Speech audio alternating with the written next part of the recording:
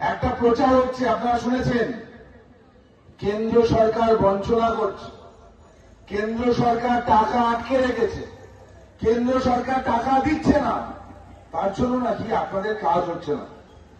এটা বন্ধু, একটা জিনিস আপনাদেরকে বলি, ধরুন আপনারা বাজারে গেলেন, একটা সবজির দোকানে গেলেন, 1 কেজি বেগুন নিলেন, সবজি বিক্রেতাকে 500 টাকার একটা নোট দিলেন, দেওয়ার পর সবজি বিক্রেতা আপনাকে বেগুনটা দিল, দিয়ে বলল আসুন, বাদ বাকিটা ফেরত দিল না।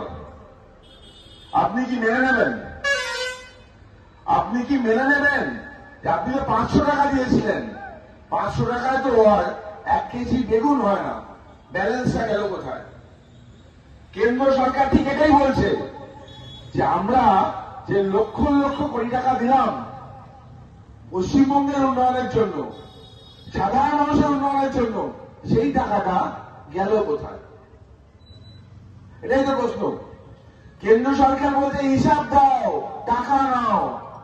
মমতা বন্দ্যোপাধ্যায় একসময় বলেছিল না, তুই টাকা দিয়েছিস, হিসাব চাইছিস? আমরা বলছি হ্যাঁ, আমরা টাকা দিয়েছি, হিসাব চাইব। টাকাটা কারোর বাবার টাকা নয়, সাধারণ মানুষের টাকা, খেটে খাওয়া মানুষের টাকা। যাদের টাকা এসছে হিসাব তারা চাইবেই। এই রাজ্য সরকারকে আপনারা দেখেছেন, কিছু হলেই ছোটে, কিছু হলেই সুপ্রিম কোর্ট ছোটে। সুপ্রিম কোর্টে গিয়ে বলে পার্থ কিচ্ছু করেনি, শাহজাহান কিচ্ছু করেনি, জ্যোতিপ্রিয় কিচ্ছু করেনি, ওদেরকে ছেড়ে দাও। কিন্তু যদি বন্ধু সত্যিকারে কেন্দ্রীয় বঞ্চনা হয়ে থাকে, সত্যি যদি কেন্দ্রীয় বঞ্চনা হয়ে থাকে, তাহলে এই সরকারটা সুপ্রিম কোর্টে যাচ্ছে না কেন বলুন তো? নিজেকে প্রশ্ন করুন। এখানে অনেক মানুষ আছেন যারা সরাসরি রাজনীতির সাথে যুক্ত না, তাদের রাজনৈতিক একটা মতবাদ আছে।